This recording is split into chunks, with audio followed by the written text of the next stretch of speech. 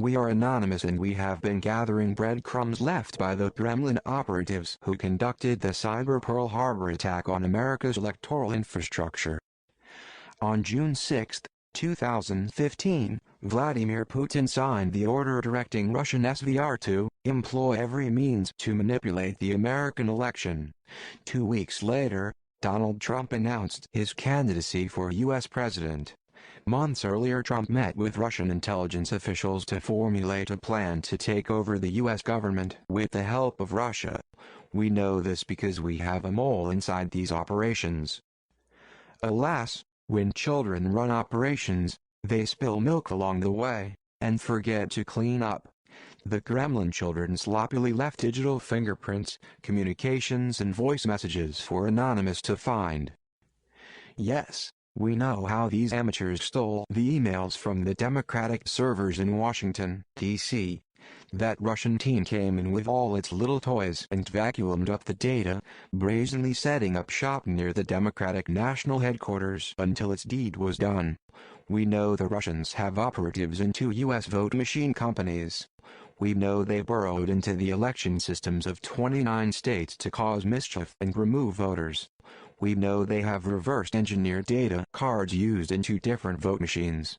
And we know they have perfected the skill set to wirelessly hack machines to change the votes. The SVR attack was an act of war against the United States to subvert its political system in order to destabilize and paralyze the U.S. so that it could not effectively counter Russian aggression in Europe. It was meant as a warning that democracy itself is no longer safe. The SVR cyber war campaign was insidious and devastating. Stage 1 involved the stealing of sensitive information that could be used to discredit and compromise Hillary Clinton. This stolen data was doctored for maximum damage. It was then disseminated through the Russian propagandist WikiLeaks to make it appear to be from whistleblowers rather than hackers. Stage 2 involved having Russian agents based in pro-Russian countries set up fake news to spread lies about Hillary in order to irreparably damage her and suppress the vote.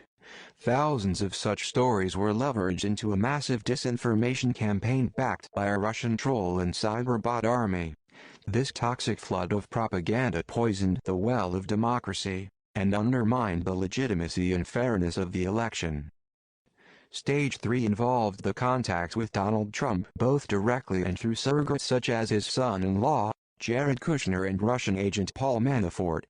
Trump has been compromised by the SVR personally and professionally, and Trump knows that he must play their game or be destroyed.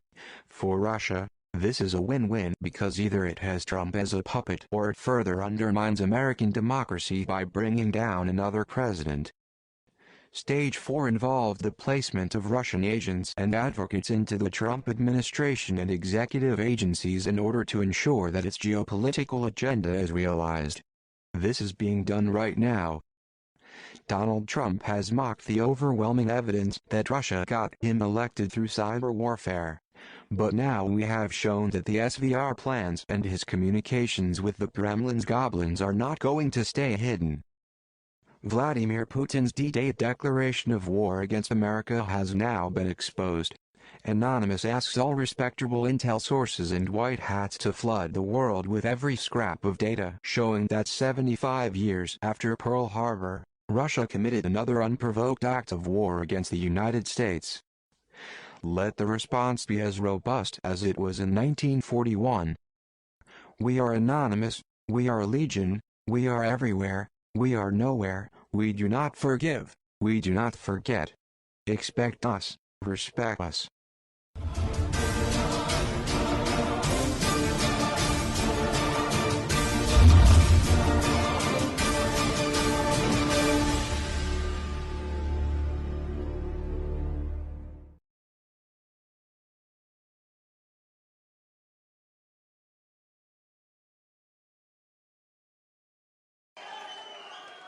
I've just received a call from Secretary Clinton.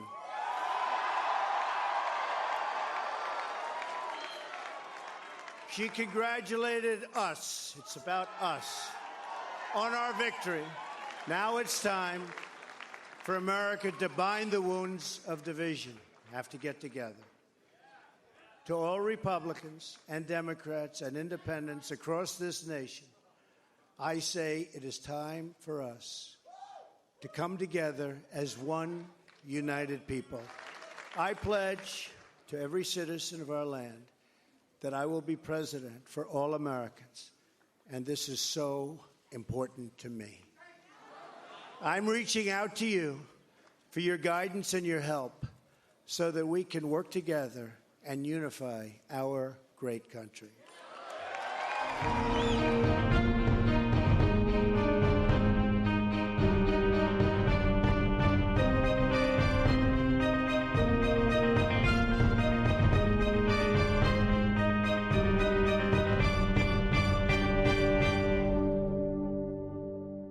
Greetings world, we are Anonymous. Message to Donald Trump. Anonymous represents the people, the same people who elected you to be their president and expect you to make many positive changes and deliver everything that you have promised to them. Like many other presidents before you, they all had their own opportunity to show empathy and genuine care for their fellow citizens and to be remembered and respected.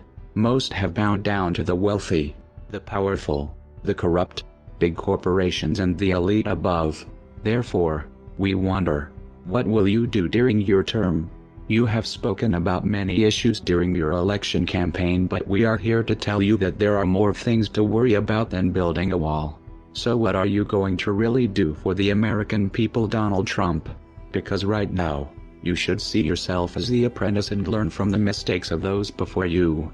Will you protect the American people, protect their food, protect their security, their health, education, their human rights, their privacy? Or are you just going to be like many others who could have made a great name for themselves? Remember, your actions will show the people who you truly are deep down, and Anonymous will be only too eager to keep on the watch and expose anything we feel the people should be aware of. We do, however, have requests for you, Donald Trump. We wish for you to encourage all countries to end these wars. Stop the killing of young children and innocent people. Enough is enough. This isn't a game and there are no winners.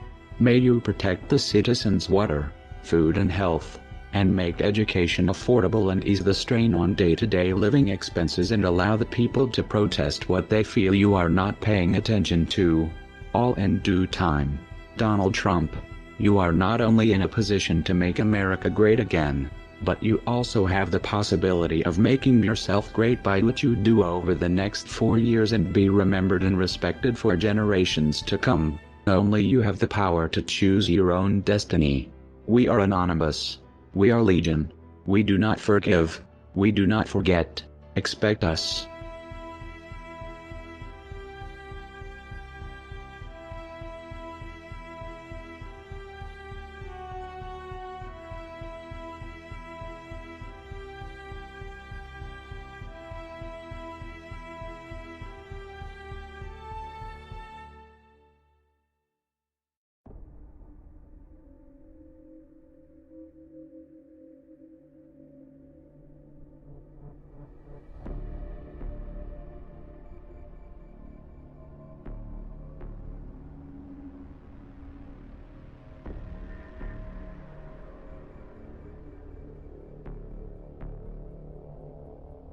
Greetings, citizens of the world. We are Anonymous.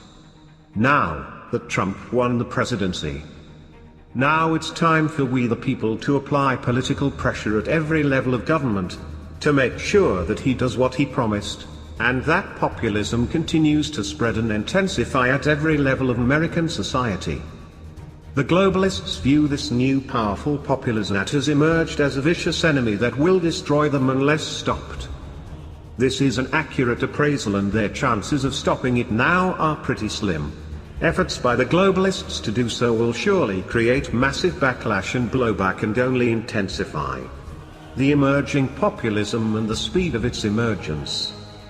If Trump turns out that he does not keep his promises to the American people as some fear, as an example, yesterday he made a speech saying he was honored to have Hillary Clinton in attendance and he had great respect for her. Maybe this is the first sign in Trump backpedaling. Whatever happened to she should be in jail. Nevertheless, we the people can still continue our new wave of populism and eventually create enough political pressure to obtain the changes we need. It may be more difficult and take longer, but thanks to the internet, the American populism will not go away but will continue to grow rapidly by leaps and bounds.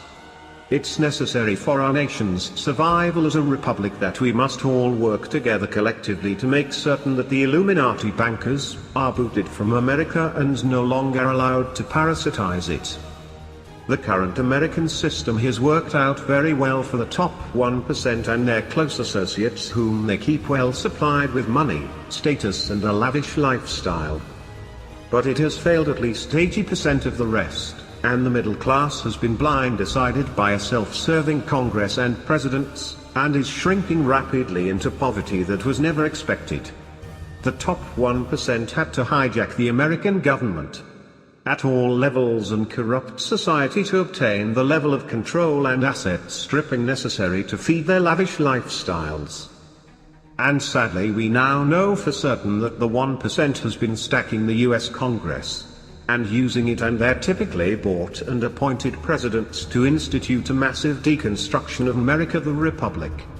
Almost every member of the US Congress has been bought off or coerced one way or another and is not representing the interest of we the people, but only their own interest and the top 1% they truly serve for vast rewards.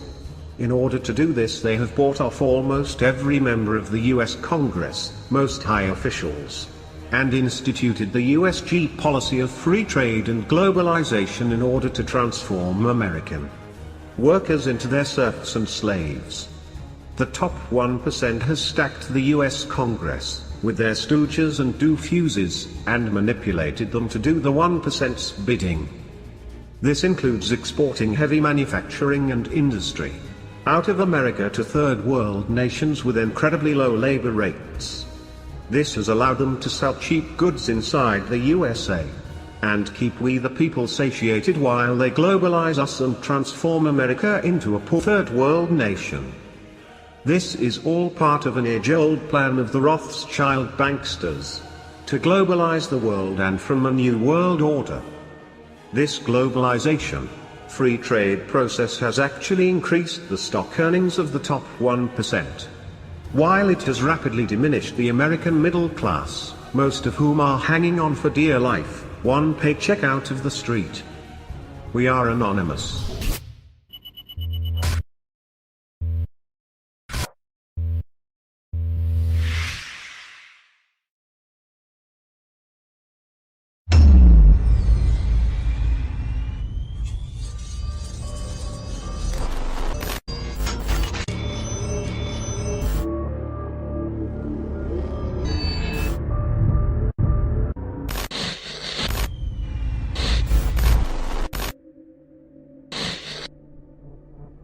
Greetings, citizens of the world.